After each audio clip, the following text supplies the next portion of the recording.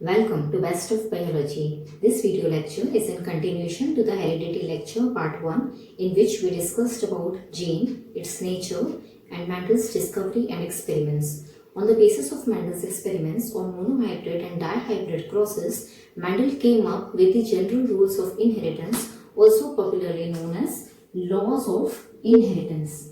By observing the result pattern of the monohybrid cross, Mendel proposed two laws. First was the law of dominance and second was the law of segregation. Let us start understanding first the law of dominance. We saw that in his monohybrid cross, that is cross for a single trait, when tall plants were crossed with dwarf plants in the parent generation, all the plants in the first generation came out to be tall. And when Mendel did self-pollination of the F1 plants, that is selfing of the F1 plants, produced both the traits, that is tall plants and dwarf plants, in the ratio of 3:1. Mendel did many experiments and he crossed the pea plants for all the 7 traits that he selected, and he observed a similar pattern for all the 7 traits. What was that similar pattern? That all the 7 traits were showing that one of the parental traits was expressed in F1, that is one of the parental traits was dominant over the other, and in the F2 all traits showed a ratio of 3:1. So Mendel understood that something was being stably passed on from parents to offspring, and he called them factors that we now know as genes. So based on his analysis of the monohybrid cross, he came up with the law of dominance, in which he stated that characters are being controlled by factors. Factors means genes. And he said that factors occur in pairs. Why did he say this? Because in F1 he observed that only one of the parental traits is expressed, but in F2 both the traits were expressed. That means factor is not single, it is having 2 forms. That means it is occurring in pairs. And thirdly, he said that in a dissimilar pair, one always dominated the other. Dissimilar means like he selected tall and dwarf, like he selected round and wrinkled. So that is dissimilar, because if he will cross tall with tall, all the offspring that is produced will be tall only in every generation. So in a dissimilar pair, that is in a different pair, one pair will always dominate the other, like we saw here that tall is dominating the dwarf. On the basis of Mendel's first law, that is law of dominance, now we can understand that factors are being transferred from one generation to another, and these factors occur in pairs. So Mendel turned them due to tall. He gave them names capital T for tall, because factors occur in pairs, and he gave to dwarf plants small t, because tall was dominating over dwarf. So it was given capital letter and it was given small letter. And 2, because he said factors occur in pairs. Now he said that in a dissimilar pair, one always dominated the other.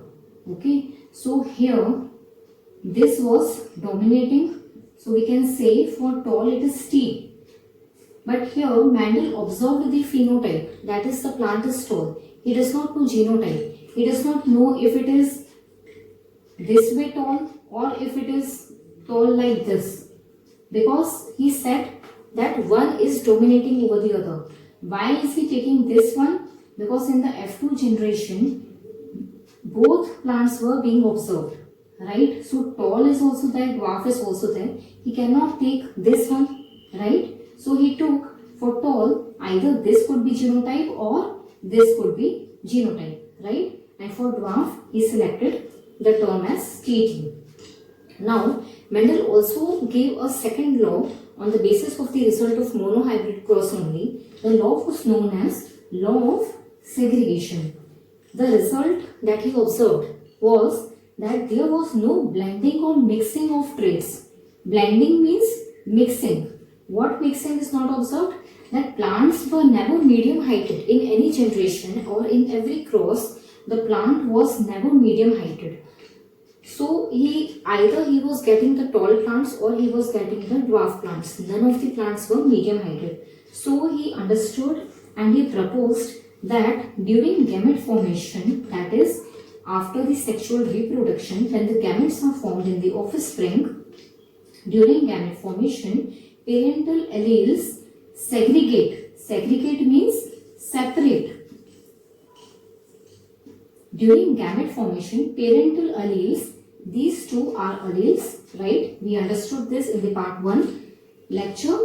The two parental alleles during gamete formation separate in a way that the offspring gamete receives only one of the two traits. That means offspring will receive only one. So if we say like this, that this is one parent and this is another parent, what offspring will get? What alleles will offspring get? One from here and one from here, right? So this is the genotype of the offspring. This was the law of segregation, that during gamete formation, parental alleles segregate in a way that offspring gamete receives only one of the two factors. One of the two factors, or we can say factors means parental alleles or genes, right?